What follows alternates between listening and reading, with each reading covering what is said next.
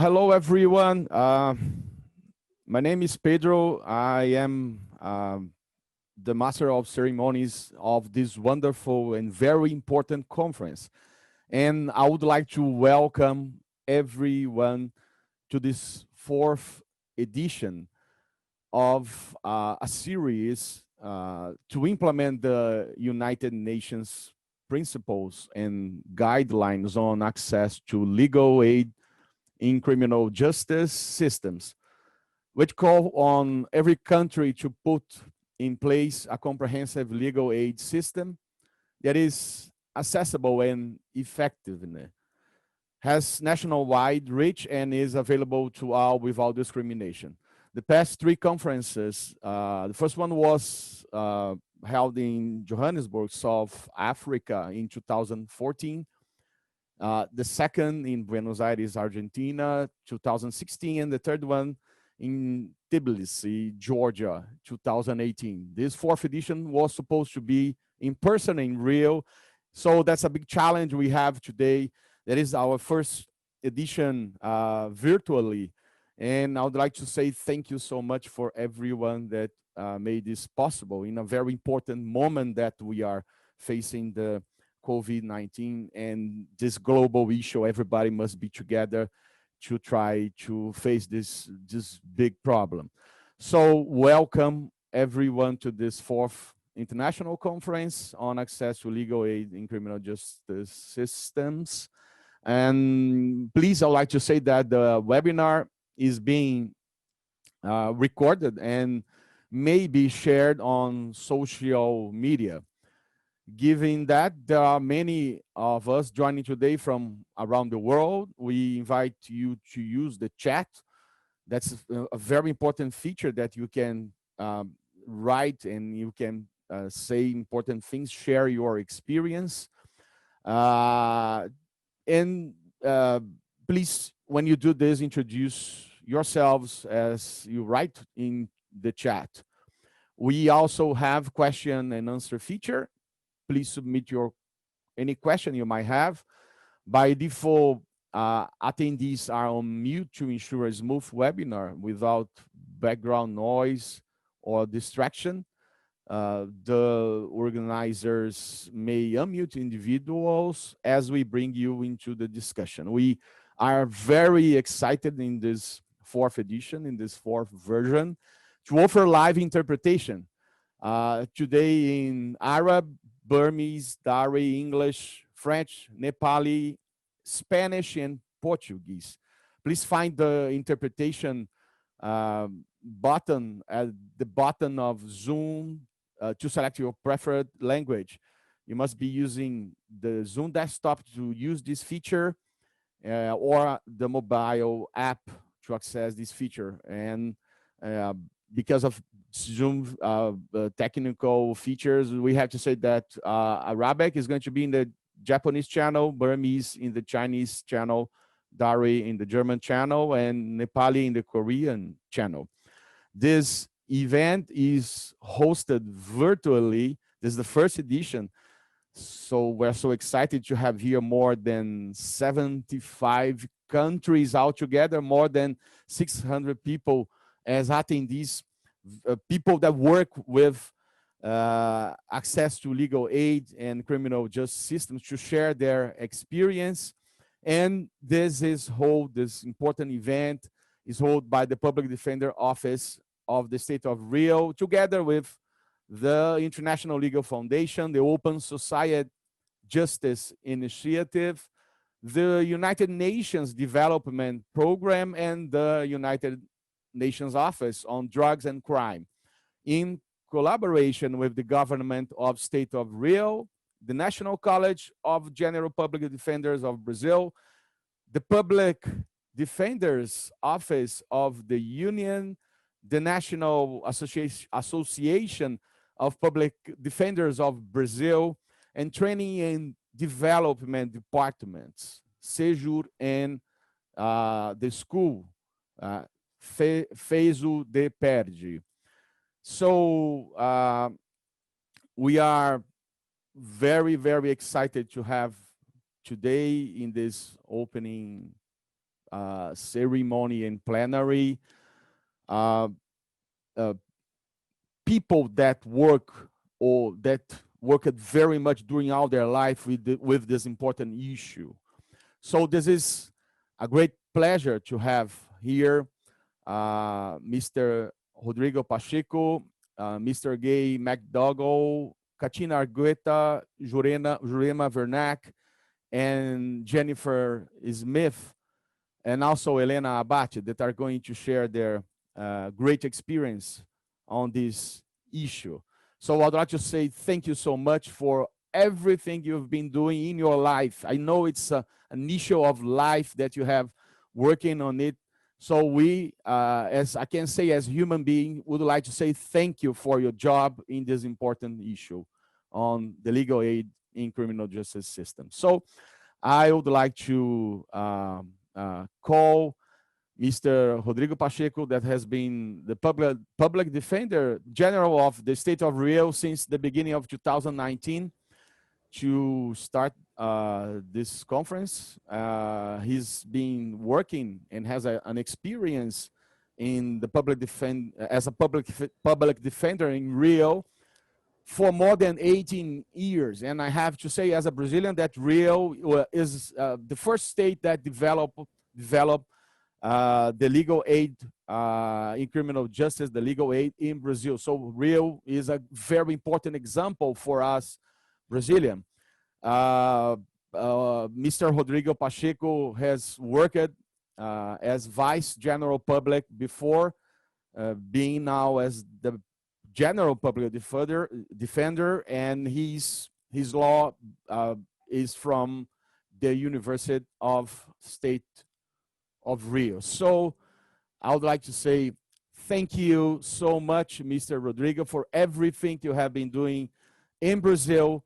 And I would like to welcome you to this very important conference. Mr. Rodrigo Pacheco. Bom dia aqui no Brasil, boa tarde, boa noite nos demais países. A Defensoria Pública do Estado do Rio de Janeiro dá as boas-vindas aos mais de 600 participantes de 75 países dos 5 continentes, desejando-lhe um excelente evento e que os debates possam fortalecer a agenda mundial do acesso à justiça. A conferência estava programada para ser realizada no Rio de Janeiro, algo estratégico e fundamental diante da importância de se chamar a atenção para a proteção da população vulnerável e marginalizada, como algo essencial ao fortalecimento da democracia brasileira e mundial. Em razão da pandemia da Covid-19, não foi possível realizar na nossa cidade, porém, por conta das dificuldades que ela trouxe para a população mais vulnerável, os organizadores decidiram manter a conferência no mesmo período, no formato online. Agradeço muito, muito mesmo os esforços dos co-organizadores, sem os quais não seria possível realizar a conferência. Ao NODC, na pessoa de sua representante residente no Brasil, senhora Elena Abate, o PNUD, na pessoa de sua representante residente no Brasil, senhora Katina Argueta, a International Legal Foundation, na pessoa de sua diretora executiva, Jennifer Smith, e a Open Society, na pessoa de seu diretor, Zaza Namoradze. Os senhores e as senhoras são os grandes responsáveis por essa, que é a mais importante conferência mundial sobre assistência jurídica às pessoas em situação de vulnerabilidade, conectando prestadores desse serviço em todo o globo, juntando governos, entidades da sociedade civil e organizações internacionais. Agradeço a confiança na Defensoria Pública do Estado do Rio de Janeiro para receber o evento de tamanho porte e a oportunidade de discutir os modelos de acesso à justiça no mundo. A conferência tem origem na necessidade de impulsionar a Resolução das Nações Unidas sobre Princípios e Diretrizes para o Acesso à Assistência Jurídica e buscar a meta 16.3 dos ODS de Justiça para Todos. Esses são os documentos que unem a todos e dão sentido para a realização dessas 4 edições ao longo desses 8 anos. Ressalto também que, no âmbito regional, a Assembleia Geral das Organizações dos Estados Americanos aprovou resolução sobre o dever dos Estados-membros que assegurem o acesso à justiça e incentivem os Estados-membros que ainda não disponham da instituição Defensoria Pública que considerem a possibilidade de criá-la em seus ordenamentos jurídicos e recomendar aos Estados-membros que já disponham do serviço de assistência jurídica gratuita que adotem medidas que garantam que os defensores públicos oficiais gozem de independência e autonomia funcional. Destaco que não havia momento mais oportuno para a realização da conferência do que o atual, pois o impacto da pandemia do Brasil tem sido muito forte, seja no número de vítimas, mas também de seus reflexos na vida da população, especialmente de baixa renda. Os efeitos da pandemia são ainda mais devastadores num país extremamente desigual como o Brasil, onde o acesso aos direitos mais básicos, como a água, a saúde, ao trabalho e à vida, são negados historicamente à população mais vulnerável. Nesse contexto, mostra-se salutar discutir o acesso à justiça e os seus modelos possíveis, na medida em que, para o combate à Covid-19, a Defensoria Pública Brasileira assumiu um papel de relevância na busca pela efetivação de direitos.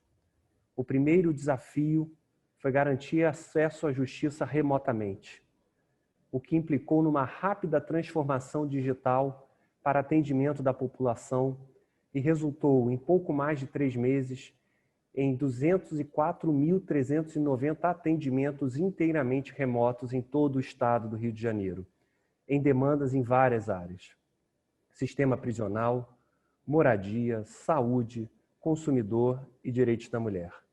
Destaco, contudo, a atuação coletiva e estratégica da Defensoria Pública Brasileira durante a pandemia, que obteve resultados significativos em várias áreas de atuação. A primeira é a proibição de operações policiais nas favelas pela Suprema Corte Brasileira, a partir de uma atuação conjunta da Defensoria com várias entidades da sociedade civil, uma delas a Anistia Internacional aqui, que nos brinda com a presença da Jurema Werneck. A proibição da superlotação das unidades de internação de adolescentes pela Suprema Corte Brasileira, a partir de uma atuação conjunta de 8 defensorias estaduais. Essa decisão, junto com várias ações da Defensoria do Rio de Janeiro no Tribunal Estadual, resultaram na redução à metade de adolescentes encarcerados no estado do Rio de Janeiro, se comparado com o número anterior à pandemia. Na semana passada, a proibição do encarceramento de pequenos traficantes sem envolvimento com organizações criminosas pelo Superior Tribunal de Justiça em ação da Defensoria Pública de São Paulo. A decisão do Tribunal Estadual do Rio de Janeiro, que obriga o Estado a fornecer água a todos os moradores de favela a partir de uma ação coletiva da Defensoria. Decisão também aqui do Tribunal Estadual que obriga Estado e municípios a manter o fornecimento de alimentação aos alunos da rede pública de ensino, apesar da suspensão das aulas presenciais. Listei, em razão do tempo, apenas algumas ações propostas pela Defensoria Brasileira durante a pandemia, que geraram impacto positivo na defesa da população mais vulnerável. Isso somente foi possível pela autonomia e independência dos seus membros, que os protege de interferência indevida de autoridades governamentais. O futuro aponta vários desafios no acesso à justiça que vão além do acesso ao poder judiciário. A realização de pesquisa e o monitoramento de políticas públicas focadas na população vulnerável, como a realizada pela Defensoria do Rio de Janeiro, que detectou que a cada 3 dias, 3 pessoas presas são torturadas ou vítimas de maus tratos pelas forças de segurança. As ações coletivas conjugadas com a busca por soluções não judiciais para a resolução de conflitos, possuem enorme potencial de ampliação da garantia de direitos em maior escala. Por fim, a garantia do acesso à justiça não pode fechar os olhos para os enormes avanços tecnológicos. Em um momento de escassez de recursos, as inovações tecnológicas serão fundamentais para a ampliação do serviço de assistência jurídica e para a democratização da informação jurídica, impactando positivamente na construção da cidadania e da democracia. Em 20 dias, impulsionado por um ecossistema de inovação que surgiu no sistema de justiça brasileiro, a Defensoria do Rio de Janeiro lançará o aplicativo Verde Cidadão, que é o início do uso da inteligência artificial para a identificação da demanda e o seu tratamento na estrutura organizacional, garantindo maior celeridade no atendimento e racionalidade dos fluxos de atendimento. Contudo, o uso da tecnologia deve sempre ser acompanhada da advertência de que se destina à ampliação e à proteção de direitos, e jamais à sua violação, como a existência de viés racial em algoritmos, a realização de audiências criminais por videoconferência ou reconhecimento facial para autorizar a prisão de pessoas. No momento em que se discute o papel do Estado no combate à pandemia da Covid-19 e que os dogmas econômicos liberais são revistos diante da imprescindibilidade do fortalecimento dos serviços estatais, torna-se oportuno aprofundarmos o debate sobre o acesso à justiça no plano mundial. É fundamental a construção de soluções para prestar assistência jurídica com independência e qualidade e que os Estados deem atenção a esse tema e que haja uma agenda mundial comprometida com a superação da pobreza e das discriminações e com a promoção da prosperidade e o bem-estar para todos. Sejam bem-vindos ao Rio de Janeiro, ao Brasil, ainda que virtualmente, e uma excelente conferência. Mr. Rodrigo Pacheco, thank you so much for everything you have said, and I have to agree with you that the importance of the public defender in Rio and everything you have been doing during those past years.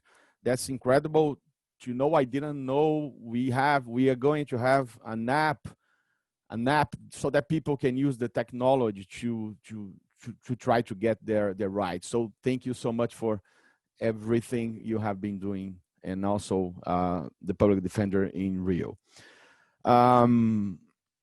I have to invite now in this very important moment, the keynote of this opening conference. And first, I have to say, Ms. Gay McDougall, thank you so much for everything you have been doing in your life. I know this is a fight of life, I know. And now, if you excuse me, I would like to read a little bit about your life experience and everything you have been doing in this important issue. So our important keynote, Ms. Gay McDougall, has spent her career working on issues of race, gender, and economic justice in the United States and in the global context. She has been leader of human rights within the United Nations for more than 3 decades, holding several important positions, including 6 years as the first UN Special Rapporteur on Minority Issues, and 8 years of service on the United Nations Committee on the elimination of all forms of racial discrimination. She was a special rapporteur on the issue of systematic rape and sexual slavery practices in armed conflict from 1995 to 1999, and played a leadership role in the United Nations Third World Conference Against Racism held in Durban in 2001. Ms. Gay McDougall was a member of the South African governmental body created to administer its first democracy, non-racial election in 1994, which resulted in the historic election of President Nelson Mandela. Prior to that appointment, she served for 15 years as director of the Southern Africa project of the Lawyers Committee for Civil Rights Under Law, working closely with South African lawyers to secure the release of thousands of political prisoners from jail. The government of South Africa bestowed on her their National Medal of Honor, the Order of O.R. Tambo Medal, for her extraordinary contributions to ending apartheid.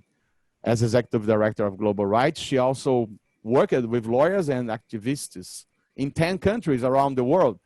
Ms. McDougall is currently adjunct professor at Fordham School of Law, and she received her JD from Yale Law School, and she has an LLM from London School of Economics and Political Science, and has honorary degrees from 9 universities. So that's why I have to say thank you so much for this. As I know, this is a fight of life, and for everything you've been doing during our life, and to try to face this very important problem that we have. So thank you so much, and we would like to hear you. Thank you. Well, thank you very much for that introduction. And I want to thank all of the sponsors of this event for the invitation to keynote this biennial global convening on indigent defense systems, with this year a special focus on the impact of COVID-19 on the UN's 2030 Agenda for Sustainable Development, particularly the call for equal access to justice and the heightened awareness of racial injustice that has swept the globe this year. In noting this convening was founded by South Africa in 2014. I wanted to start by paying tribute to the life and career of George Bizos, who passed away last week. Arthur Chaskalson, who was the first president of the South African Constitutional Court, said, and I quote his words here, "No South African lawyer did more than George Bizos to challenge the abuse of power by the security forces under apartheid."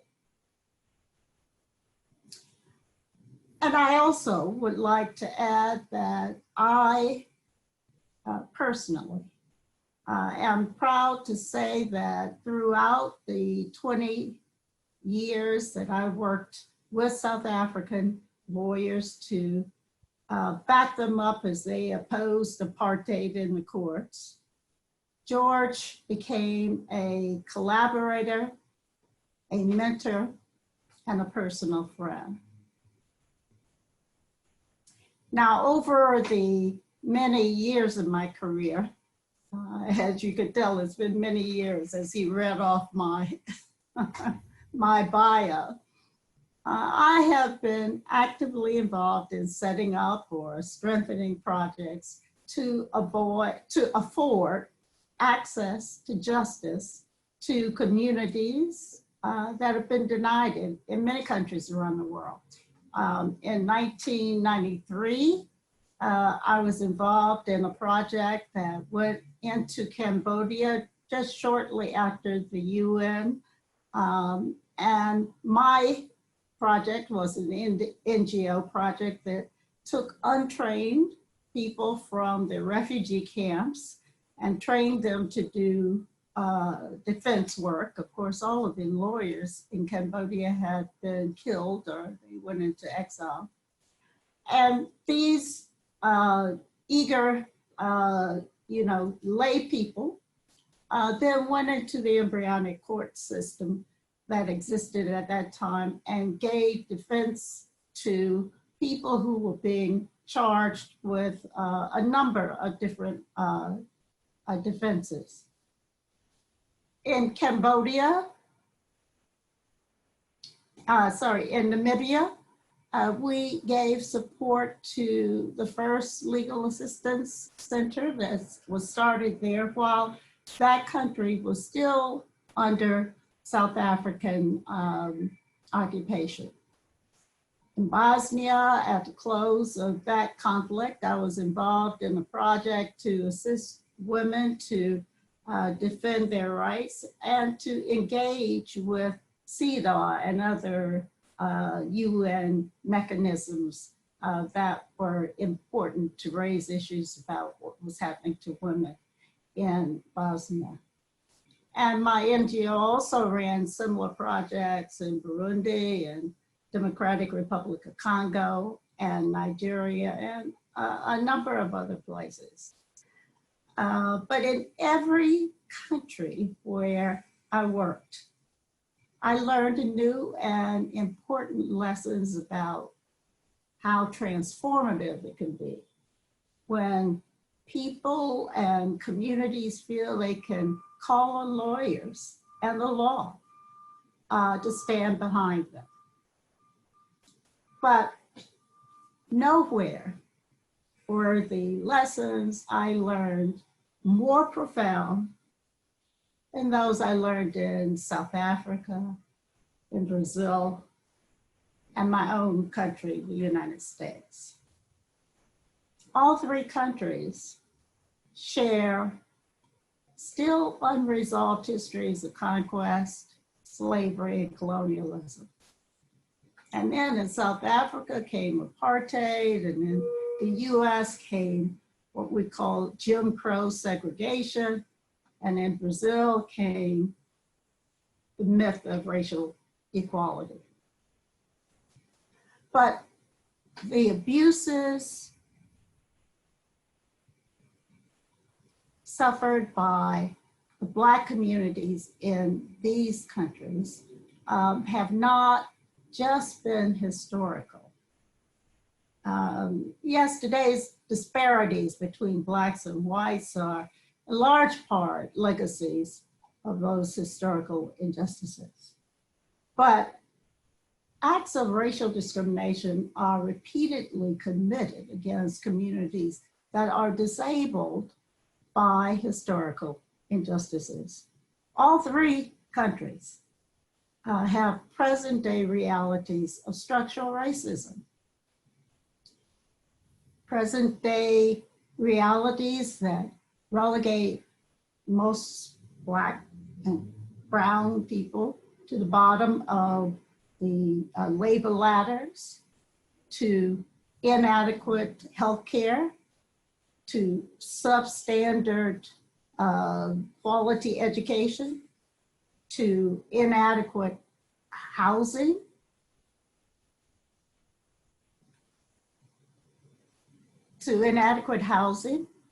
and of course, limited or no safety mechanisms.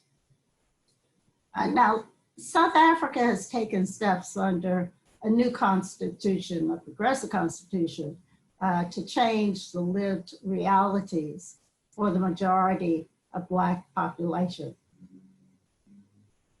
But in the US and Brazil, Black communities have inherited a subordinate social status that continues to rob them of political power and subjects them to pervasive discrimination and poor economic conditions.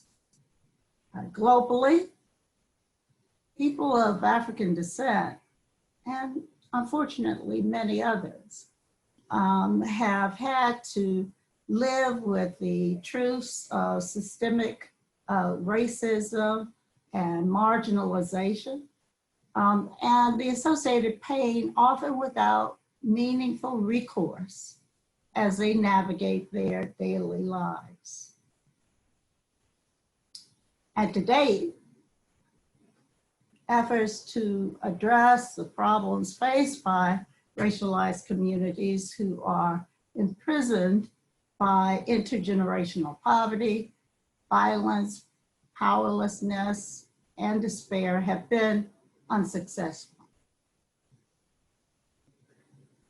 These countries have a history of using their criminal justice systems as enforcers of exclusion of Black people and to penalize those who speak out for racial justice.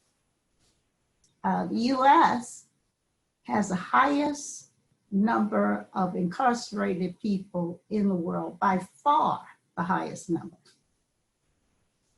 And the overwhelming percentage of them are Black and brown people. Brazil, I understand, is number 3 on that list. In March, Ms. Juania Santa Ana, in a statement delivered to the Human Rights Council on behalf of 117 organizations that are members of the Brazilian Black movement, said that in 2017, 75% of the more than 65,000 homicides in Brazil were Afro-Brazilian. And that in the previous 10 years, the homicide rate of Afro-Brazilians increased more than 33%. That's incredible in and of itself, but that is 10 times higher than the rate of whites. She blames these homicides on police killings, gang disputes, and victimizations. So African descendants we are dying in the streets because we are George Floyd, Marielle Franco, Breonna Taylor. We are dying from COVID-19 in the overcrowded prisons. We are dying from the virus in overcrowded low-income homes in poorly serviced neighborhoods where there are few doctors for those without insurance and there is little clean water or it's very scarce. We are dying at work because the jobs that we do can't shelter at home. There simply is no safe place for us. In June, 47 independent experts of the UN human rights system made the following statement.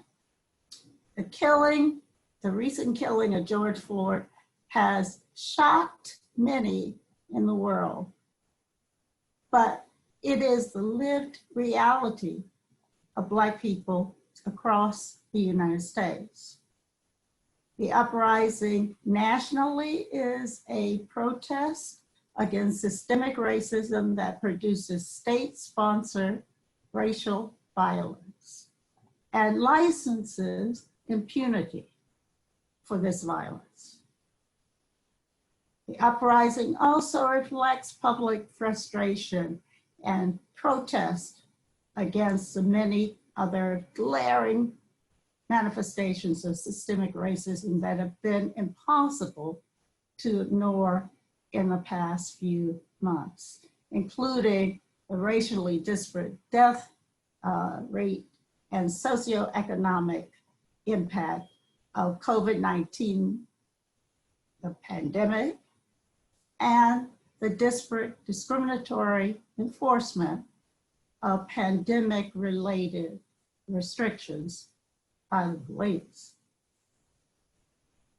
So here are some points I want you to focus on throughout the remainder of this conference. Number one, the complaints of the movement for Black Lives are not just about instances of racist behavior. They are grave abuses of international law, and it's important to call them out as that. And in that regard, I draw your attention to the General Recommendation 31. Check this out now, General Recommendation 31 of the Committee on the Elimination of Racial Discrimination concerning the prevention of racial discrimination in the administration and functioning of the criminal justice system. Number two, these are abuses that are structural, systemic, and deeply rooted in the fibers of societies. They are practices that cannot be cured by superficial reforms. The changes must be profound and transformative, of much more than just the criminal justice systems. It will require shifts in the power dynamics of the entire society. Number three, among other demands, US activists are calling for the rolling back of the staggering police and military budgets and for the reinvestment of those funds in healthcare, education, housing, pollution prevention, and other social structures, especially in communities of color that have been impoverished and terrorized by racist state intervention. Again, you should look on the website and look at the demands of the movement. And if you're not from the US, I think you're gonna find easy ways to translate them into some of the structural problems that you find in your own countries. And finally, accountability for corrective measures must be demanded at national levels, but also the international level. And I hope those of you involved in this conference will lend your voices to our calls for justice at the international levels and at your own national levels, and help us in the US. We need your voices about what's happening there as well, because there's so much leadership coming out of the US to government agencies and regimes and what have you around the world. So with this, I leave you. I, again, thank you for inviting me to make some remarks as you start off with your conference and a very packed schedule. I look forward to what you conclude and your final document. I think we all have to remember that what we do can make a difference. Thank you. I would like to say thank you so much, Ms. Gay McDougall, for everything you said. This is very important. We can make the difference. You are right. We have to say, we have to shout out. So thank you so much for everything. And what you said about the reality of some countries like Brazil and US is something very problematic. You were talking about structural racism. That is something very, very difficult, and we have to shout out to face and to fight against it. When you say about the Jim Crow period, I would like to just highlight the decision of the US Supreme Court in Brown v. Board of Education. There was a very, very important case in the US, but what is very difficult to say is that despite the decision of the Supreme Court, it was very difficult for the society to follow the decision and the rule of law. And there are a lot of experience and people, especially from the South, that they were still, after the decision, facing the discrimination in public schools. And they had to have another case in Cooper v. Iron to say that they should follow the decision of Brown v. Board of Education. So that's very deep and very problematic what you said about structural racism. And you have to try, we have to face it. We have to shout out. We cannot stop. And every problem you said about housing. Now, when you talk about public schools that are financed by the tax, the house, you pay for the house, you only see good places in good places where you have good, where you have to pay a lot to have the housing. And a lot of people, they cannot reach those schools because they cannot afford to pay the house.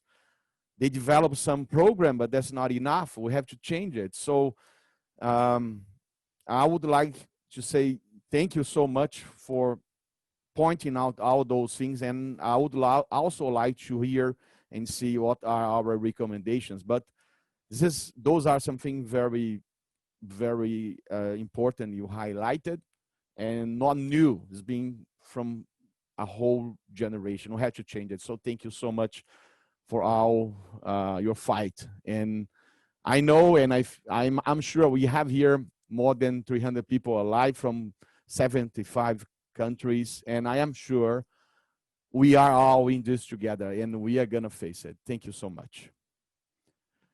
Now I would like to call Ms. Helena Abate to bring some important questions. She has been the resident representative of the United Nations Office on Drugs and Crime in Brazil since January 2020. She has more than 20 years of international professional experience in West, Central, and East Africa, the Middle East, Western and Eastern Europe, and Asia, in addition to 3 years of professional experience in Latin America.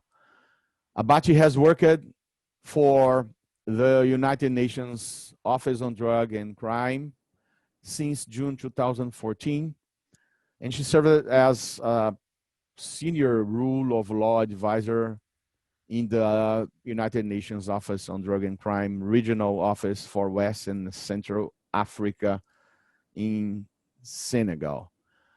So I would like to welcome you, Helena Abate, to talk about and share your important experience all of those years with all of us. Thank you so much.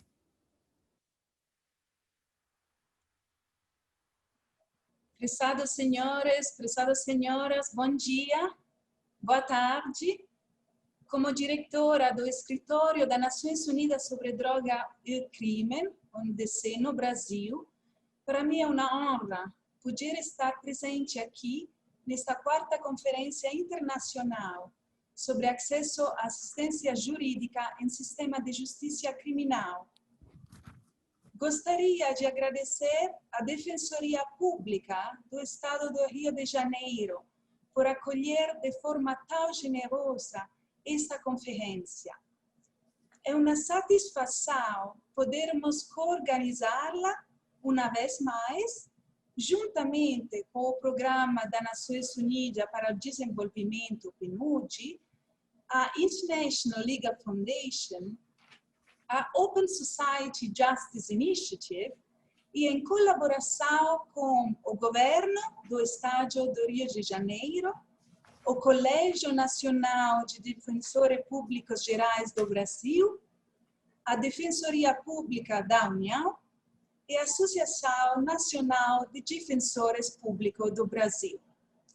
Saúdo a presença nesta mesa de abertura do senhor Pedro Lença, o mestre de cerimônia, do senhor Rodrigo Pacheco, defensor público geral do estado do Rio de Janeiro, da senhora Catina Argueta, representante residente do PNUD no Brasil, da senhora Jennifer Smith, diretora executiva of the International Legal Foundation, a senhora Gay McDougall, advogada dos Estados Unidos, especialista em direitos humanos internacionais, e a doutora Jurema Werneck, diretora da Amnistia Internacional no Brasil. A ONU observa a presença nesta sessão de abertura da sociedade civil para contribuir com a discussão a partir de diferentes perspectivas independentes sobre acesso à justiça nessa conferência. A ONU-DC, com sede a Viena, na Áustria, está presente em todas as regiões do mundo, conta com 2.500 funcionários e uma rede de escritórios de campo em mais que 80 países. Está presente no Brasil desde 1991, onde possui um escritório de ligação e parceria em Brasília e funcionário em todas as 27 unidades da federação. A ONU-DC baseia o seu trabalho nas 3 convenções internacionais de controle de drogas, nas convenções contra o crime organizado transnacional e contra a corrupção, e também nos instrumentos internacionais contra o terrorismo. Além disso, é guardião das regras mínimas da ONU para o tratamento de presos, as regras de Mandela e das regras de Bangkok. A ONU-DC busca promover sistemas de justiças criminais justos, humanos e eficazes em todo o mundo. Um sistema de justiças criminais basado no Estado de Direito, acessíveis a todos e transparente em seus processos. A ONU-DC promove a implementação das normas e padrões da ONU em prevenção ao crime e justiça criminais, que compreende o instrumento único dedicado à assistência jurídica, os princípios e diretrizes das Nações Unidas sobre acesso à assistência jurídica em sistema de justiça criminal, adotados pela Assembleia Geral em 2012. Em muitos aspectos, a adoção dos princípios e diretrizes das Nações Unidas sobre acesso à assistência jurídica no sistema de justiça criminal foi um ponto decisivo no nosso trabalho sobre o acesso à assistência jurídica. Por exemplo, o estudo global sobre assistência jurídica do PNUD-ONU-DC de 2016 demonstrou que, em muitos países, o acesso à assistência jurídica tem recebido mais atenção. Reformas jurídicas, destinação de recursos para financiar o trabalho de assistência jurídica, melhor formação e coordenação dos prestadores de serviço, novas parcerias com o meio acadêmico e com a sociedade civil. Tudo isso reforçaram o acesso à justiça em toda a parte. Além disso, a Agenda 2030 da ONU enfatiza o acesso à justiça, promove a igualdade de acesso à justiça e a prestação de assistência jurídica. Um dos principais objetivos globais da agenda é o de não deixar ninguém para trás. Portanto, o acesso à assistência jurídica dos suspeitos, do acusado e dos prisioneiros se traduz em acesso à justiça para todos, incluindo os mais pobres, os marginalizados e os desfavorecidos. Nesse contexto, gostaria de agradecer todos os esforços das entidades de assistência jurídica do Brasil, cujo trabalho é altamente considerado dentro e fora do país, e cujo especialistas há muito tempo apoiam o trabalho do NUDC na promoção e implementação dos princípios e diretrizes das Nações Unidas sobre acesso à assistência jurídica e sistema de justiça criminal em todo o mundo. Aqui ressalto o programa Justiça Presente, que é uma iniciativa do Conselho Nacional de Justiça do Brasil, CNJ, e do PNUD, em parceria também com o UDC, para fortalecer a audiência de custódia em todo o país. A participação do UDC proporciona a presença de 27 assessores especializados em toda a unidade da federação, para dar apoio técnico aos profissionais que atuam na temática penal com base em diretrizes internacionais e boas práticas e facilitar o acesso dos custodiados à rede local de políticas públicas de proteção social. A pandemia da Covid-19 criou desafios sem precedentes para o sistema de justiça de todo o mundo, e várias medidas foram tomadas para permitir que o sistema de justiça responda com eficácia, com uma abordagem baseada na análise de riscos, desafio e impacto em curto, médio e longo prazo.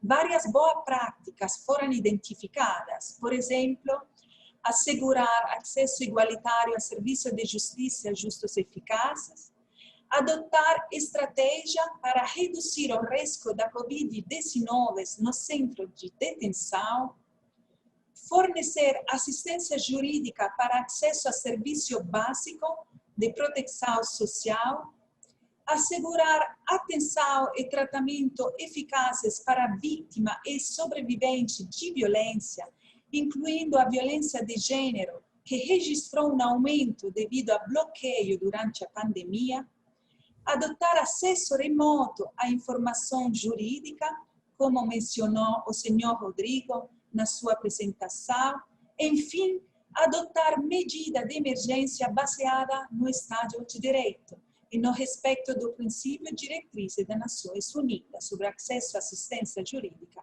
em sistema de justiça criminal. O NUDC confirma o compromisso para continuar a apoiar os governos, bem como os atores nacionais e internacionais em seus esforços para melhorar e promover igual acesso à assistência jurídica para todos e todas. Nesse contexto, espero que as discussões, essas trocas de experiência nos próximos 3 dias, continuem a identificar as prioridades, boas práticas e estratégias para melhorar o acesso à prestação e à qualidade da assistência jurídica, que é uma condição necessária para alcançar nosso objetivo comum de sistema de justiça criminal justos, humanos e eficazes, baseado no Estado de Direito. Muito obrigada. Elena Abate, I would like to say thank you so much for all everything you said. I think I would like just to highlight the importance of the agencies, and I know they are pushing forward countries to change their agenda. So this is very important. Yeah, as you said, we have the agenda 2030, and in the preamble of this plan that was held in 2015 for this period of 15 years. And as you said, I quote, as we embark on this collective journey, we pledge that no one will be left behind. So this is very important, and the importance of the agencies are here. So thank you so much for all your job you have been doing during this 20 years, and you are also doing in Brazil. And I would like now to invite Ambassador Ms. Katina Argueta. She's a Honduran national assumed the position of the resident representative at United Nations Development Program in Brazil in April 2019. She began her career in 2003, first as consultant to Honduras country office representation, then as coordinator of the HR unit. A career diplomat holding the rank of ambassador, Katina worked in the Ministry of Foreign Affairs of Honduras as alternate representative of the Honduran Permanent Mission to the Organization of American States, General Director of Foreign Policy, Chief of Staff of the Minister, Second Secretary of the Honduran Embassy in Great Britain, and Protocol Officer. In the private sector, she has held positions as Director of Public Relations and Communications, Corporate Planning Manager, and President of a financial institution. Ms. Argueta studied Management and Administration and graduated from the Andrés Bello Diplomatic Academy in Chile. So I will welcome you and say thank you so much, Ms. Katina Argueta. Muito obrigada, Dr. Lenza. Bom dia, senhoras e senhores. Gostaria de cumprimentar ao excelentíssimo senhor Rodrigo Pacheco, defensor-geral do Estado do Rio de Janeiro, as destacadas palestrantes que nos acompanham, a minha colega e amiga, a senhora Helena Abadi, representante do Escritório das Nações Unidas sobre Droga e Crime no Brasil, e, sobretudo, particularmente, aos distinguidos e distinguidas participantes desta 4ª Conferência Internacional sobre acesso à assistência jurídica em sistemas de justiça criminal. A pandemia do novo Covid-19 mostrou-nos um novo mundo, onde o status quo já não existe. De fato, o vírus está expondo fragilidades estruturais que poderiam ter sido atenuadas através de programas e políticas de desenvolvimento mais rápidas, eficazes e universais no passado. As desigualdades estruturais são exacerbadas à medida que as consequências da crise se manifestam com sérias repercussões para os sistemas de justiça e no mundo todo.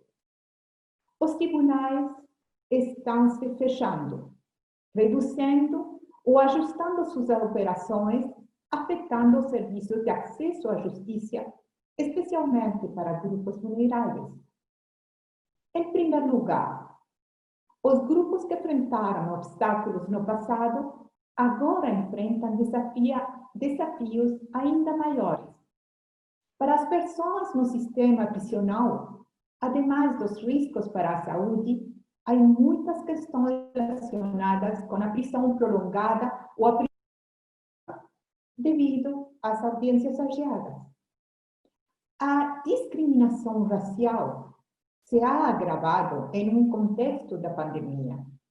A violência baseada no gênero está aumentando durante o período de confinamento e é urgente fazer justiça às mulheres.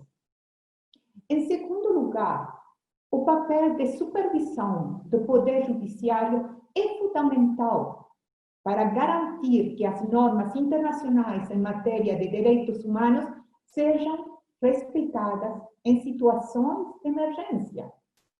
É imprescindível assegurar o acesso igualitário à justiça, evitando a interrupção ou limitação da assistência jurídica gratuita, pois esta é a base para um sistema de justiça justo e eficaz.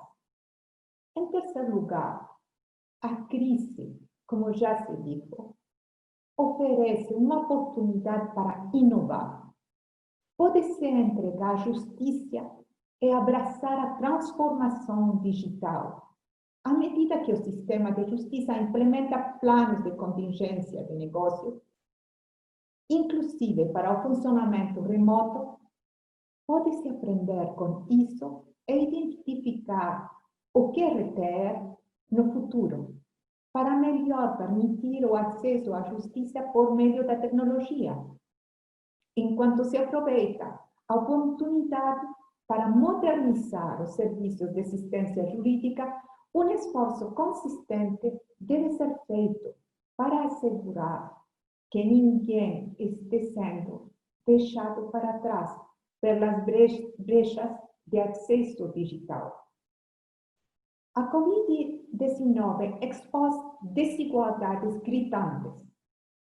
Ela destacou que, sem proteger aos mais excluídos e esquecidos, ninguém fica seguro. Uma nova normalidade não pode simplesmente restaurar o serviço de justiça a seu estado anterior. Precisa-se repensar a forma como a justiça pode ser verdadeiramente acessível e defender os direitos de todas as pessoas, sem exclusão. Nesse sentido, a realização desta quarta Conferência Internacional sobre Acesso Jurídica, com enfoque especial nos desafios impostos pela pandemia da Covid-19, é muito relevante para possibilitar o diálogo e a cooperação internacional com no compartilhamento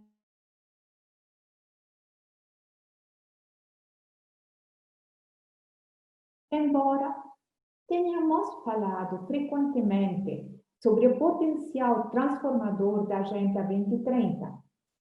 Os pontos de inflexão catalisados por esta pandemia realmente podem mudar as coisas de maneira significativa. Do maior retrocesso do desenvolvimento pode resultar um pulo histórico. Este é o desafio de nosso tempo. Muito obrigada.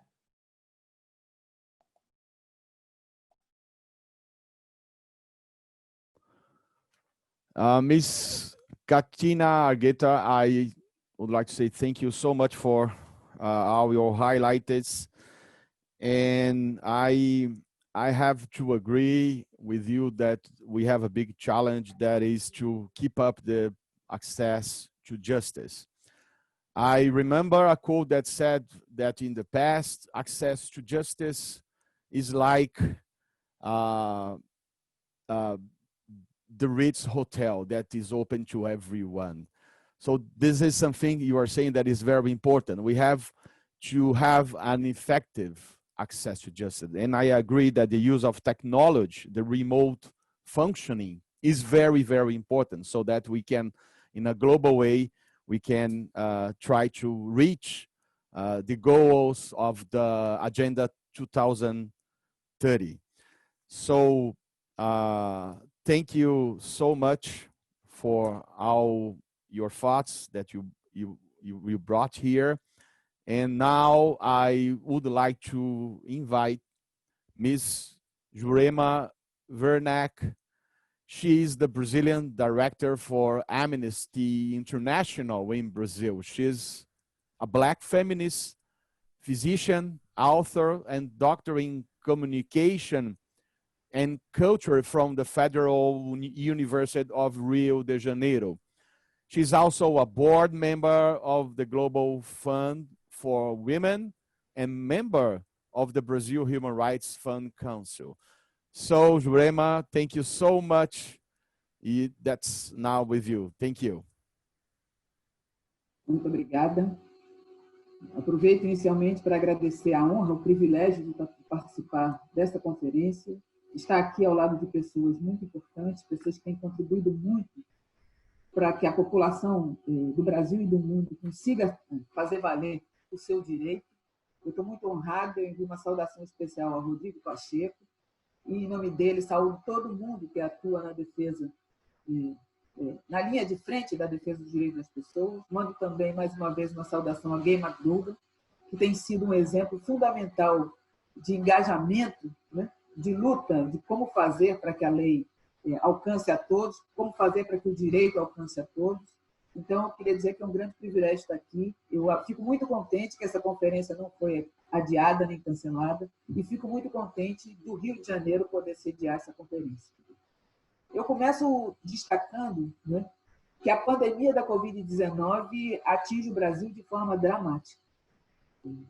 Nós temos hoje 132 mil pessoas que morreram no Brasil devido a essa doença. Nós temos mais de 4 milhões de pessoas que testaram positivo dessa doença, e é preciso dizer que no Brasil, infelizmente, com dados de julho, apenas 13 pessoas em cada 1.000 têm acesso ao teste. Alguns pesquisadores e pesquisadoras apontam que, por trás dos números de casos no Brasil, de mais de 4 milhões, nós devemos considerar de 5, 7 ou talvez 12 vezes mais pessoas afetadas, diretamente infectadas pela Covid-19, pelo coronavírus, mas que não estão sequer sendo atendidas, rastreadas e testadas. No Brasil, a Covid nos atinge dessa forma e não é por acaso, não é porque nós temos um vírus desconhecido e letal, simplesmente. A presença desse vírus no país encontra diferentes fenômenos. Um deles é o que tem sido definido como negacionismo estatal, negacionismo governamental. Nós temos a administração federal se ausentando dos seus deveres, descumprindo os seus deveres de proteger, de garantir e proteger o direito à saúde da população. Ao contrário de tudo isso, nós temos visto a administração federal aprisionada ou tomando parte de uma polarização política na administração da crise sanitária. Então, é um sim e um não, colocando de fora o direito e não fornecendo à população o caminho necessário para se cuidar, para se proteger e para obter o tratamento necessário. Nesse contexto, nós temos o Sistema Nacional de Saúde Pública, que tem sido precarizado ao longo dos anos, que, diante da pandemia, foi, digamos assim, dispensado pela autoridade federal de exercer o seu dever de articular a resposta nacional a essa emergência sanitária. Então, não há nenhuma coordenação, não há fornecimento dos insumos necessários, não há fornecimento não se fornece a profissionais de saúde tudo o que é necessário para que eles possam, na linha de frente, cuidar da população. E temos, numa outra dimensão, uma piora dramática das condições materiais de vida de brasileiros e brasileiras. Grande parte dessa população que já viviam um acesso precário às políticas públicas, grande parte dessa população tem visto agora, nesse momento em que, em tese, é obrigada a ficar em casa, não tem visto respostas estatais, governamentais ou de assistência social adequadas. Todas elas são deficientes, e se não são deficientes, são claramente incompetentes. E, por trás disso tudo, uma grande negligência. E quem é que, nesses cerca de 132 mil mortes, desses milhões de afetados no Brasil, quem são essas pessoas? São basicamente, mas não apenas, são, em grande parte, as populações que já sabemos, já estavam historicamente vulneráveis. E eu nomeio algumas delas apenas para a gente se recordar no caso brasileiro. Estamos falando de moradores em favelas e periferias dos grandes centros das cidades. Estamos falando da população negra, que é a maioria da população brasileira. Nós estamos falando nesses grupos e em todos os grupos das mulheres, das crianças, dos adolescentes e dos idosos. Nós estamos falando da população LGBTQI+, entre eles e elas, as mulheres trans e as mulheres negras trans, no limite da desassistência. Nós estamos falando dos povos das populações tradicionais, indígenas e quilombolas. Quilombolas são comunidades tradicionais afrodescendentes, em particular. Nós estamos falando da população que está no cárcere. O Brasil, como o Gay Macludo lembrou, tem a terceira maior população encarcerada do mundo. E o Supremo Tribunal Federal já disse que a condição de vida dentro do cárcere no Brasil é análogo à tortura, editou uma medida, se pronunciou, reconheceu um estado de violação dos direitos humanos, de violação constitucional no cárcere em 2015, e ainda assim estamos em 2020, vivendo situações de extrema violência e exclusão dentro do cárcere. Entre as populações vulneráveis também tem os jovens e adolescentes que estão no sistema socioeducativo, que experimentam o sistema socioeducativo da mesma forma que os adultos experimentam cárcere, em situações análogas à tortura, com desassistência. Nós estamos falando da população em situação de rua no Brasil, gente vivendo nas ruas no Brasil. Com a Covid, aumentou bastante, é muito mais gente, são famílias inteiras nas ruas e, desnecessário dizer, com completa desassistência. Estamos falando dos migrantes, estamos falando dos refugiados e refugiadas, estamos falando de trabalhadores e trabalhadoras autônomas, particularmente aqueles que estavam vivendo o chamado setor informal, à margem do direito, e estamos falando, inclusive, dos trabalhadores e trabalhadoras do setor saúde. Esses grupos, essas populações, perfazem o universo de populações vulneráveis que estão tendo seus direitos violados nesse exato momento. Nesse exato momento, de forma agravada pela Covid. E já foi falado aqui também pela Gay McDougall e por outras pessoas que me antecederam, a situação das disparidades e desigualdades que essas populações enfrentam. Essas populações enfrentam essas disparidades e desigualdades porque o Brasil é um país que Gay lembrou, né? No passado dizia que era uma democracia racial, mas reconhecidamente e notadamente somos um país racista. De um racismo que eu descrevo como um racismo patriarcal, heteronormativo. Por quê? Porque é um racismo que estabelece uma linha de cor, os mais escuros, todos os mais escuros, negros, indígenas, somos colocados à margem do acesso ao direito, do acesso à lei. Ele é patriarcal porque tem uma economia, uma dinâmica de gênero diferenciada. Nós, mulheres negras, experimentamos esse racismo de uma forma diferenciada em relação aos homens. As mulheres indígenas experimentam esse racismo de uma forma também diferenciada em relação aos homens dos seus povos, mas também em relação à população branca em geral. E é heteronormativo, ou seja, a população cis, heterossexual, goza de privilégios que nenhum outro grupo goza. E, nesse limite, as pessoas trans e as pessoas do gênero feminino, elas experimentam situações muito mais dramáticas. Nós temos visto, e foi citado aqui, né, a exemplo da participação da Coalizão Negra diante do Conselho de Direitos Humanos da OEA, citado pela Gay McDougall, a fala da Vânia Santana, que existem enormes iniquidades acontecendo no Brasil. E com a Covid, essas iniquidades, que já eram graves e altas, pioram. Exemplo, a situação de tortura no cárcere, onde a maioria, quase 80% dos encarcerados são negros e negros, na situação do cárcere, que ficou completamente isolado. Ou seja, as pessoas no cárcere ficaram isoladas do acesso ao mundo exterior, desde cuidados de saúde, até poder se comunicar com seus operadores do direito e com suas famílias, ficaram isolados das medidas sanitárias necessárias. Foi citada aqui também a violência policial, que no Brasil, no Rio de Janeiro em particular, necessitou da intervenção da Corte Constitucional para dizer que não pode a polícia entrar nas comunidades pobres e periféricas atirando, produzindo mais violência e vitimizando meninos e meninas, adultos e adultas, como aconteceu com o jovem João Pedro, na periferia aqui do Rio de Janeiro, que foi morto enquanto brincava na casa de uma tia, em isolamento por causa da Covid, dentro de casa, onde a polícia disparou 70 tiros de fuzil na direção das crianças que estavam lá. Esse tipo de coisa requisitou a intervenção da Corte Constitucional para dizer que não pode.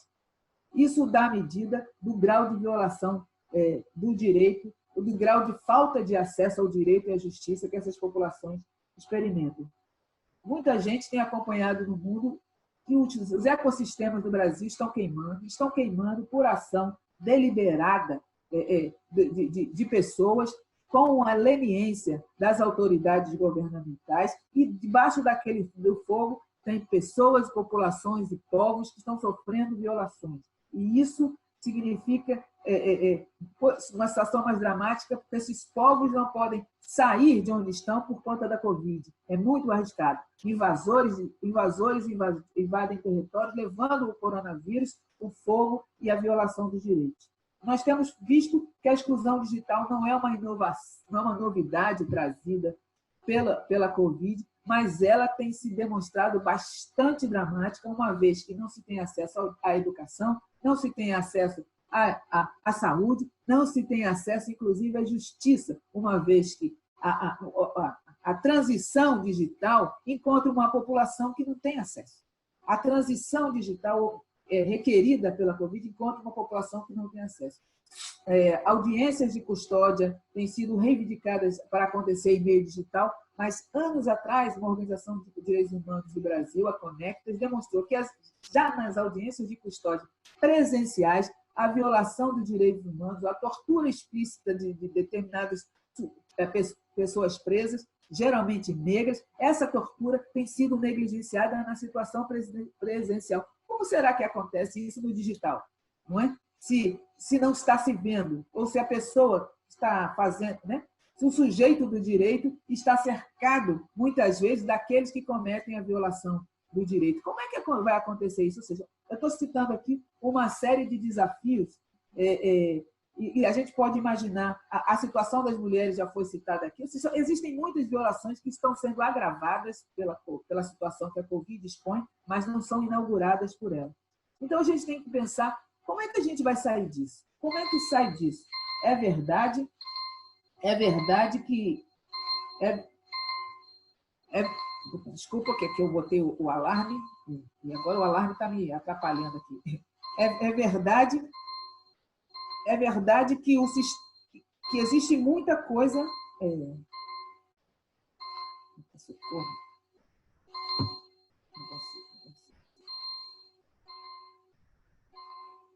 É verdade que muito do que a Covid apresenta para nós, muitos dos desafios que coloca no garantir o acesso à justiça para todos, as soluções já vinham sendo pensadas antes dela, porque se trata não uma inovação, mas um agravamento. Eu trago aqui brevemente algumas sugestões para aproveitar o tempo que me resta, que eu já estou quase extrapolando. Como já foi dito aqui, precisamos de organizações, instituições, mecanismos que vão fazer a mediação entre o sujeito de direito e o sistema de justiça que goza de autonomia, independência e autossuficiência. Eu quero chamar a atenção para a autossuficiência porque o Rio de Janeiro é um inovador na instituição de mecanismo da Defensoria Pública, por exemplo, mas eu acho que os defensores, o defensor-geral aqui pode falar do desafio cotidiano de garantir autonomia financeira, por exemplo, as autonomias políticas necessárias. Isso, o Rio de Janeiro, que é uma situação particular, mas o Brasil ainda tem muito desafio a enfrentar. É preciso que a gente incida também em diferentes... que esses mecanismos, esses organismos, atuem em diferentes níveis. Voltado para a mudança da cultura institucional. Acabei de dizer que o Brasil é um país racista. Então, o racismo está internalizado em qualquer instituição. O racismo está internalizado em qualquer agente de qualquer instituição. Então, é preciso enfrentar o racismo com mecanismos, e não só o racismo, mas todas as iniquidades, com mecanismos capazes de alterar a cultura institucional. Um ponto importante desse mecanismo é preciso que ele visibilize seu compromisso de enfrentar essas desigualdades estruturais. O Rio de Janeiro, por exemplo, tem uma área inteira dedicada a enfrentar a iniquidade racial e seu impacto no acesso à justiça. Esse é um exemplo que precisa ser copiado e instituído. E é preciso que esse compromisso seja reafirmado em todos os níveis da hierarquia, todas as formas de atuação, e é preciso garantir que todos que fazem parte dessa instituição entendam a sua obrigação de cumprir esse compromisso. É preciso que dentro dessa instituição, qualquer que seja pública, seja da sociedade civil, é preciso que exista um setor, uma instância capaz de monitorar, de garantir e governar essa transição, de fazer com que esse mecanismo funcione no seu propósito de produção da equidade. E é preciso desenvolver uma série de ações afirmativas. Eu acho que todo mundo aqui já ouviu falar em ações afirmativas, sabe muito bem que ela não se confunde com cotas apenas, mas também inclui cotas. É preciso que os sujeitos de direito se vejam representados. Senão, é mais paternalismo, é mais violação de direito. E, por outro lado, é preciso que essa instituição se aproxime da sua clientela, do seu público, da população. É preciso que, mais do que se aproximar, se posicione ao lado e para servir essa população. E, diga-se de passagem, é uma população que tem sido a principal agente para garantir o acesso à justiça daqueles que estão excluídos, seja através dos seus ativistas, das suas próprias organizações da sociedade civil, e seja pelos seus próprios esforços de criar interfaces entre aquela população e as defensorias, as organizações. É preciso que a instituição conheça, tenha informações, gere informações atualizadas sobre sua clientela, seu público. É preciso saber quem somos nós. Quem somos nós, os negros? Quem somos as mulheres? Quem somos os indígenas? Quem somos? E o que, de fato, sabemos e não sabemos, o que temos e o que não temos, o que precisa ser oferecido e o que nós já temos para oferecer. A partir dessas informações, a instituição vai estar habilitada naquilo que nos Estados Unidos se chamou de competência cultural, vai poder falar a nossa língua. É preciso romper essa barreira onde se fala apenas a língua da hegemonia. É preciso que a gente se veja retratado, inclusive na linguagem, todo tipo de linguagem, não só a fala. É preciso que os mecanismos, os processos, as políticas contem com um forte sistema de monitoramento e avaliação de efetividade e de impacto. Porque não basta ter uma grande ideia, não basta lançar a ideia, lançar o processo. É preciso garantir a cada momento que seus objetivos estão sendo cumpridos. É preciso estar habilitado para fazer a correção das rotas. É preciso adequar a cada momento da conjuntura. É preciso, ao fim e ao cabo, garantir o protagonismo dos sujeitos. Eu chamo a atenção para o protagonismo dos sujeitos porque as defensorias, as organizações, nos veem como aqueles que somos os despossuídos, os vulneráveis, os carentes, os que são definidos a partir do que não tem e a partir da falta. Mas não, somos aqueles que, apesar das violências institucionalizadas, apesar das violências estatais, apesar das injustiças, temos construído cotidianamente os mecanismos da sua superação e para a nossa sobrevivência. A Covid é um exemplo. Diante da negligência governamental, têm sido as próprias comunidades, têm sido os próprios sujeitos que têm procurado garantir água, alimento, remédio, cuidado, reconhecimento e, inclusive, formas de garantir o acesso à justiça. Aqui no Rio de Janeiro, temos contado com forte aliança da Defensoria Pública, mas é preciso que isso se repita em todo o Brasil e é preciso que isso se repita em todas as partes do mundo. Porque aí sim, o acesso, a gente vai poder desmontar os mecanismos que o sistema de justiça tem para aprofundar as iniquidades, porque a iniquidade tem contado com o sistema de justiça como uma das suas ferramentas importantes. Então, é preciso reivindicar a cada agente que está aqui participando, a cada profissional que atua nisso, reivindicar e saudar esse seu ativismo permanente. Porque não é a lei. Se a lei fosse o limite, nada disso estaria acontecendo. Não é o direito não é suficiente, mas sim esse engajamento cotidiano, esse compromisso que eu chamo de ativismo, é esse compromisso que gera criatividade, que gera inovação, que gera aliança, é a esse compromisso que a gente precisa reivindicar, saudar e celebrar. É isso. Dito isso, eu agradeço mais uma vez. Muito obrigada. Ms. Jurema Werneck, you have highlighted a dramatic reality that is not only for Brazil, from Brazil, but all over the world.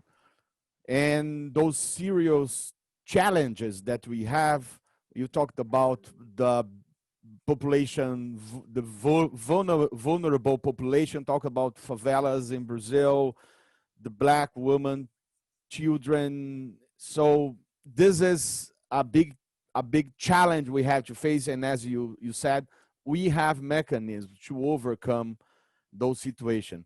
I just remember a phrase that was said by Carmen Lúcia, one justice of Brazil Supreme Court, when she was judging questions about the public defender, and she asked, who is interested in weakening public defense? So this is the question we have to pose, and we have to face with the mechanisms that we have. So thank you so much for all your alert you did in this morning. And I would like now to welcome Ms. Jennifer Smith, that is the Executive Director of the International Legal Foundation. Jennifer is an international expert in the field of legal aid and an experienced criminal defense lawyer. She has worked on legal aid reform across Asia, the Middle East, and Africa, and is responsible for those 3 last events and also especially for this 4th one. So I would like to say thank you so much for all your contribution, Jennifer, and welcome you for this important moment of our opening conference. Jennifer, thank you so much. Thank you, Pedro. Thank you so much. And good morning, good afternoon, good evening to all of you, all of my friends, whatever time of day it is, wherever you are in the world. I want to welcome you to this very special convening of the 4th International Conference on Legal Aid and Criminal Justice Systems. As has been mentioned by my co-hosts, we are so sorry that we were not able to get together this year. I certainly, every 2 years, look forward to this convening, this opportunity to learn from all of you, to be inspired by all of you, the frontline legal aid providers and justice advocates around the world who fight day in and day out for the rights of those most vulnerable in our communities. It was quite a feat to get this online convening together. I really want to thank our hosts, the Public Defender's Office of Rio, the State of Rio, my friends and colleagues from UNDP, from UNODC, from Open Society Justice Initiative, and all my colleagues at the International Legal Foundation around the world who've been working tirelessly to bring us all together. And I want to thank all of you. You know, while we miss not being here in person, it is more important this year than ever before that we have made the time to come together virtually to address the state of crisis that exists in the world's criminal justice systems. As has been mentioned by some of the speakers already, as COVID-19 has spread across the world, we have seen the impact and how it's exacerbated the terrible circumstances in many of our criminal justice systems. Court systems shut down, leaving many without any forum to address their urgent justice needs. People were languishing, millions languished in detention centers and prisons, unable to get to court, unable to find a way to get released. And because of the overcrowding and the unsanitary conditions, many have died. And as has been pointed out by the keynote speakers, activists protesting in the United States and around the world have brought attention, have really brought to the forefront the racial, ethnic, religious, and other forms of structural discrimination that exist in every criminal justice system in the world. My name is Jennifer Smith. I am the Executive Director of the International Legal Foundation. And for those of you who don't know and aren't familiar with our work, we were founded specifically to help the millions of people around the world who are detained and denied access to the human right to a fair trial because, and only because, they cannot afford access to legal representation. We provide free criminal defense services around the world, working with lawyers around the world to build their capacity to provide high quality, client-centered services. And we are also a leading global advocate for the right to legal aid. In 2014, as was mentioned actually by Pedro and by Ms. Gabe McDougall, we co-founded this conference with the government of South Africa, with UNODC, with UNDP, with Open Society Justice Initiative, to address the tremendous gap that exists between the right to legal aid on one hand and the practice and reality in the other, that the world's poor are systematically being shut out of their justice systems because they lack access to quality legal representation. In 2016, we're happy to say that this conference became biannual with the push of the government of Argentina that hosted in that year. It was then hosted by the Republic of Georgia in 2018, and as we've heard, by our friends in Rio, Brazil this year. It's a special convening. We do hope that next year we will be able to come together in person, but it is critical that we have these conversations over the next few days.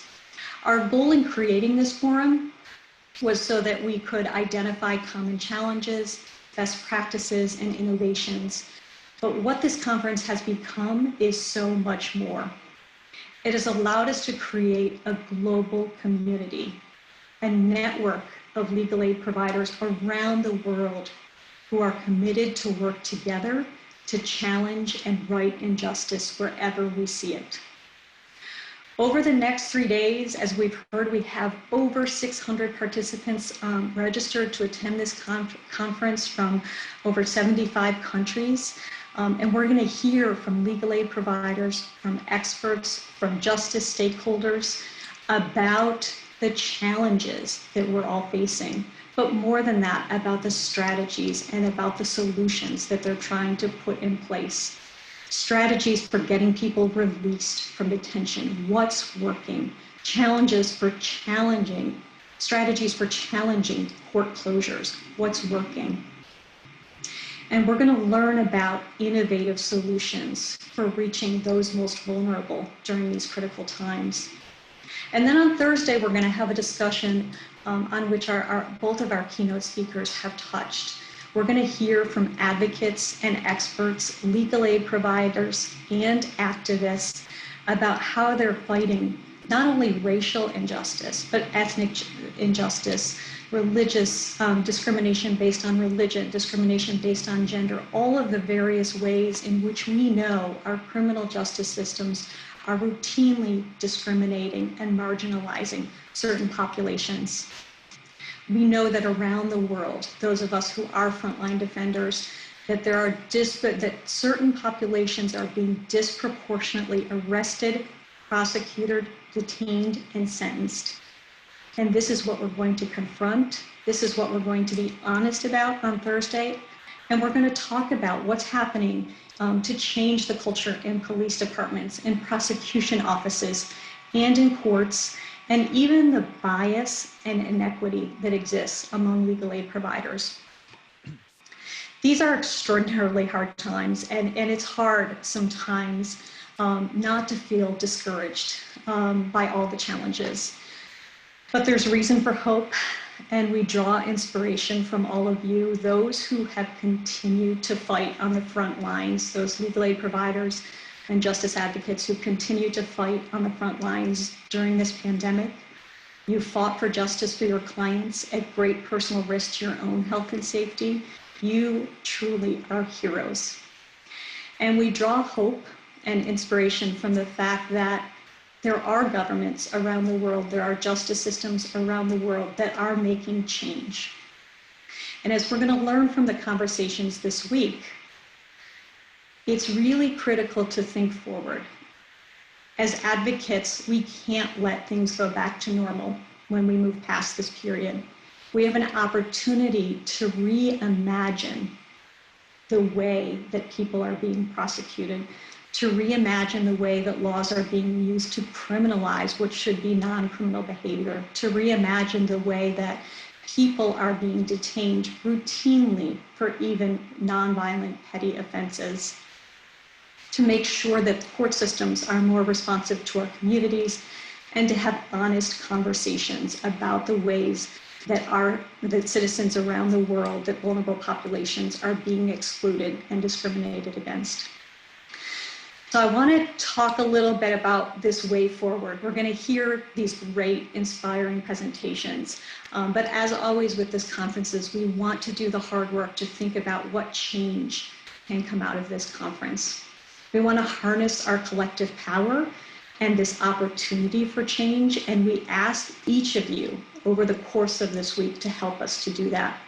Those of you who've attended previous conferences know that we always conclude with an outcome document that's negotiated and that everyone feeds into what are the action items that we want to take forward as individuals in our communities or at the international level to strengthen access to justice. We're going to do things a little differently this year because not all of us will be in the same panels. We're going to have panels across 3 time zones. So in each panel, the moderator We'll call on the speakers, we'll call on all of you as participants to come up with bold ideas for action that each of us as individuals can take in our communities, and how we can work together to create meaningful change going forward. We really are a powerful community, and when we come together, we can impact real change. I hope that all of you will come back to the closing ceremony on Friday, because during that closing ceremony, we're going to introduce this outcome document that you have all created. And we're going to learn about how we can continue to support and to grow this international network that's been created through this conference that we have founded together. Thank you all for coming. Thank you for attending this week. Please stay safe, and we will see you tomorrow. Jennifer, I would like to say thank you so much for all your effort you have been working since 2014 with all the people together. I totally agree with you that we are building up a global community, that we have a global network, that we must work together and fight together to face those problems. I am so happy to see we have now more than 300 people from 75 countries, and Rachel Acher from the international, your colleague from the International Legal Foundation, has said that's amazing to see such a global audience. So thank you so much for joining us today. And André from Brazil is very right when after Ms. Gay McDougall conference, he says, congratulations on the lecture, inspiring us to move forward in the fight against discrimination and inequality. So André, you are totally right. And I agree, Jennifer, that we here are heroes to change this reality. We need to change. And we have a powerful community to make the changes. I am totally certain that with this great group, with this global community, with those heroes we have here, no one will be left behind. So thank you so much, everyone, for this very important conference. And I welcome everyone to this whole week of studies, discussions, and at the end, the document we are going to build up together. Thank you so much.